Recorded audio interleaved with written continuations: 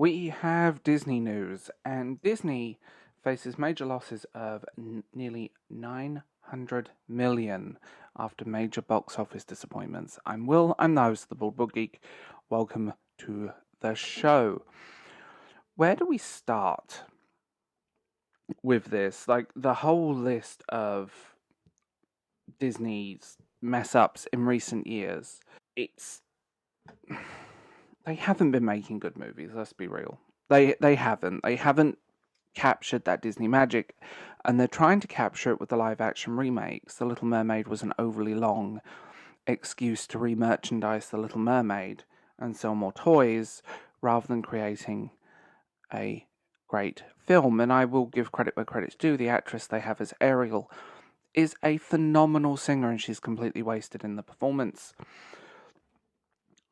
So, according to Movie Guide report, Disney and Pixar's movies used to be a sure thing at the box office, but it looks like the movie studio is struggling to connect with audiences. The last studio's two offerings, Lightyear and Strange Worlds, both suffered at the box office for multiple reasons. The biggest one is content. Both Lightyear and Strange Worlds failed to find their footing with audiences and failed at the box office.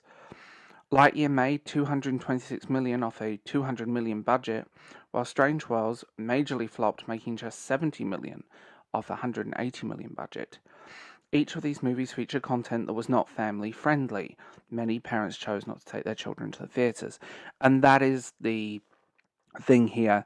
Family friendly movies should be family friendly, and certain discussions should not be had in them. Recent Marvel films haven't done particularly well, and that's also been a thing. And I think Disney geek. I know Disney geeks. I'm a Disney geek. I own the Platinum Collection Blu-rays. I'm a Disney geek. I can say this, they're just not good. Like, everything feels soulless and disconnected from its audience. They don't know its audience. People want to relive nostalgia. They don't want social political politics forced down their throat.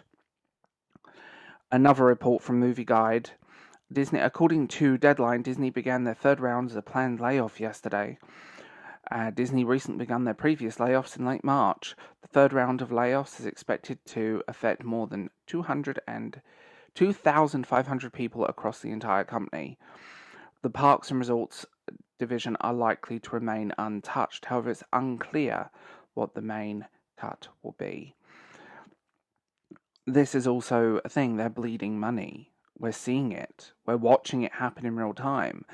And it's kind of sad because they were a pinnacle of creativity. There were some amazing people that have walked through Disney's doors, both creatively and writing-wise.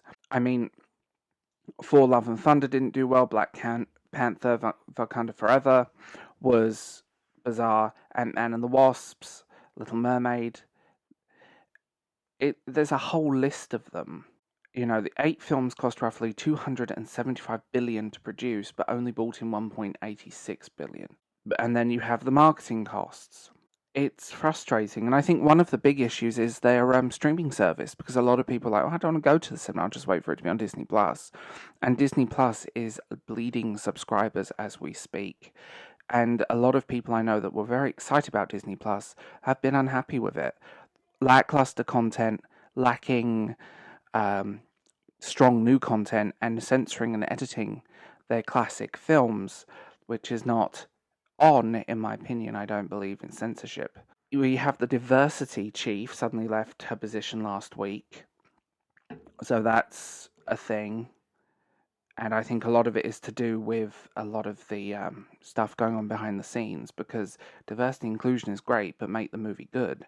Indiana Jones has already died at the box office, and you know, it's not even a movie I'm going to bother seeing. I had an opportunity to see a preview showing, and I said no, I have no interest in it. Ultimately, there are only 3 Indiana Jones movies, let's be real. With the amount of money that they've lost, it's just shocking.